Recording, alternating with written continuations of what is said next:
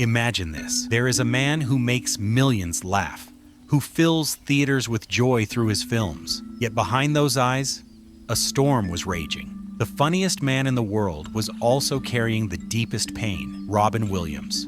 While his laughter lit up the world, his inner world was drowning in darkness. But how could this contradiction exist? Why did a man so deeply loved by millions end up taking his own life? Robin Williams was born in 1951 in Chicago. From the outside, his childhood looked safe and comfortable. He was the child of a wealthy family. His father was a senior executive at a car company, and his mother was connected to high society. But the comfort of money could never replace what a little boy truly needed: love and attention. Robin spent much of his childhood alone, wandering the rooms of a big house. Often he would sit in front of his toys, giving them voices, creating characters, staging little performances for himself. At the time, he didn't realize it, but while filling the emptiness of loneliness with play, he was actually laying the foundation for his extraordinary talent as an actor. At school, he was a shy, quiet boy, but he discovered something powerful. When he made people laugh, the loneliness disappeared. Even if just for a moment, humor became his greatest weapon. With his jokes, impressions, and boundless energy, he quickly stood out.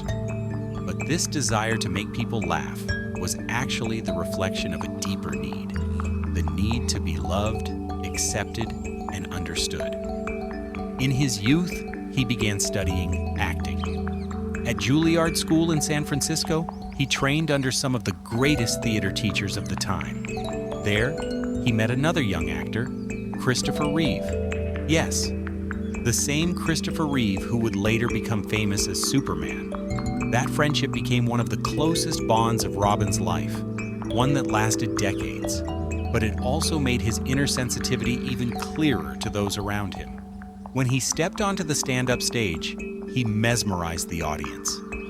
His gift for improvisation, his ability to transform into dozens of characters within seconds, set him apart from everyone else. The audience would erupt in laughter, amazed at his energy. Before long, Hollywood opened its doors to him. Then came the 1980s and 1990s. Robin Williams became a global star. Films like Good Morning, Vietnam, Dead Poets Society, Mrs. Doubtfire, and Good Will Hunting not only became part of cinema history, but also etched themselves into the hearts of millions. Especially in Dead Poets Society, his role as John Keating, a teacher inspiring young people to follow their dreams and think freely, became unforgettable. For an entire generation, Robin was not just an actor, but a source of inspiration.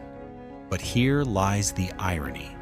While he was giving hope to everyone else, he was losing hope within himself. The man who filled rooms with laughter would fall into silence when the stage lights went out. The more people laughed at his performances, the more he grew silent inside. Every role was a mask, and behind those masks were wounds the world could not see. Robin Williams' rise to fame was dazzling, but behind the curtain, his soul was quietly crumbling. He was the man who could make the whole world laugh, yet when the lights went out, he struggled to make himself smile. By the late 1980s and throughout the 1990s, Robin was not just a comedian, he was a cultural icon. Hollywood adored him, audiences worshipped him, but fame came with an invisible price: isolation. People saw him as an endless fountain of joy. They expected him to always be funny, always entertaining, always larger than life. And Robin, with his incredible improvisational genius, lived up to that expectation every time. But few knew the truth, that he was performing even when the cameras were off. His humor wasn't just a gift, it was a shield to cover loneliness, doubt, and a profound sadness that never left his side. To cope, Robin turned to alcohol and drugs. He once admitted that he used them to fill the emptiness inside, to silence the storms in his head. In the 1970s and early 80s, his addiction spiraled out of control. Nights blurred together. Parties seemed glamorous on the surface, but for Robin, they were just another stage, another performance, another escape. Later, in interviews, he would confess, "I used to think the drinks and the drugs would make me feel alive, but all they did was numb me." Yet, there were also turning points, moments that anchored him when he was drifting too far. His marriages, though not free from turmoil, gave him periods of stability. And when his children were born, they became the brightest light in his darkest world. He often said that his kids were the reason he kept going, the reason he didn't completely give up. For a man who gave so much love to strangers, it was his family that gave him the love he desperately needed in return. In the 1990s, Robin was everywhere. His role as Mrs. Doubtfire made millions laugh across generations. His voice as the genie in Aladdin remains one of the most beloved performances in animation history. And when he took on serious roles, like in Good Will Hunting, he proved he wasn't just a clown. He was a profound storyteller. Winning an Oscar for that performance was a career peak, a moment when the world applauded his brilliance. But even then, when he held the golden statue in his hand, Robin confessed later that the victory felt strangely hollow. The applause was deafening, but the silence inside him was louder. Friends described him as a man with two faces. On stage, he was unstoppable, words flying faster than anyone could keep up with, energy bursting out of every gesture. But off stage, he often retreated into himself. He would grow quiet, melancholic, sometimes disappearing into long silences.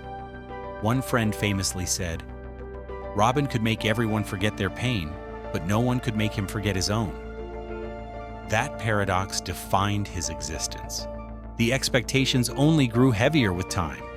The world didn't allow Robin Williams to be sad. People wanted him to be their eternal jester, the cure for their bad days, the light in their darkness. But who was there when Robin himself was in the dark? That question haunted him. The laughter he created became a burden, because what happens when the world demands joy from someone who is breaking inside? Through the years, Robin kept battling. He went through rehab, he tried to stay sober, he kept performing, kept creating. Sometimes he succeeded, sometimes he stumbled. But every time he carried the weight of being the man who could never be sad. And that is one of the heaviest roles anyone can play. Robin Williams was not just a comedian. He was a mirror, reflecting back the joy, the absurdity, and the tenderness of being human. But like many who bring light to others, he carried shadows of his own, shadows that grew deeper with time. His life in the 1990s and 2000s was a constant balancing act between triumph and despair, laughter and silence, the public persona and the private pain. In the final years of Robin Williams' life, the battle between his public joy and private suffering became more intense than ever. The world still saw him as a legend, an unstoppable force of comedy and kindness. But inside, his health was deteriorating in ways no one fully understood at the time. Doctors initially thought he was battling Parkinson's disease, but after his passing, it was revealed that he had been suffering from Lewy body dementia, a cruel and devastating neurological disorder. This illness affects memory, movement, and even perception of reality. For Robin, it wasn't just about forgetting lines or losing physical energy. It was about losing control over his own mind, the very place where his genius had always lived. Imagine a man whose gift was his lightning-fast mind, suddenly finding that mind slipping away. For someone like Robin Williams, that was unbearable. He once described his brain as a Ferrari engine with brakes that didn't work. But in those last years, it felt as though the Ferrari was stalling, breaking down piece by piece. The very essence of who he was, the sharp wit, the endless energy, the creativity, was being stolen from him. And yet, even as his illness grew worse, Robin continued to give. He kept working.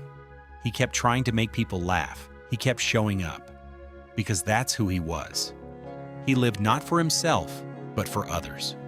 He knew that his laughter had the power to heal, to comfort, to inspire. And so he gave, even when it cost him everything. On August 11th, 2014, the world woke up to the heartbreaking news that Robin Williams had taken his own life. It felt impossible. How could the man who made millions laugh, who gave so much light, end his journey in such darkness?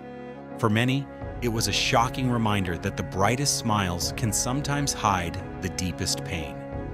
But Robin's story did not end with his death. His legacy continues to live in every role, every joke, every line that still echoes in the hearts of people around the world. He taught us that laughter is not just entertainment, it is medicine. He showed us that kindness can be revolutionary. And perhaps most importantly, his life reminds us that behind every smile, there might be a story we do not see. The tragedy of Robin Williams is not just about loss, it's about understanding. Understanding that mental health struggles can affect anyone, even those who seem the happiest. Understanding that success and fame do not guarantee peace inside. And understanding that sometimes the greatest gift we can give one another is not laughter or applause, but compassion. Robin once said, "Everyone you meet is fighting a battle you know nothing about. Be kind, always." These words now carry an even deeper weight, because if someone as beloved as Robin could feel so alone in his pain, then kindness, simple, genuine kindness, might be the one thing that can truly save lives. So when we remember Robin Williams, we must remember not only the comedian, not only the actor, not only the genius, we must remember the man, the father, the friend, the soul who fought battles we could not see. His story is a reminder that even in our darkest times, the laughter we give, the love we share, and the kindness we choose can outlive us all. And maybe that is Robin's greatest legacy, not just the joy he created on screen, but the humanity he leaves behind. A humanity that whispers to all of us, even now. Don't forget to laugh. Don't forget to love. Don't forget to be kind.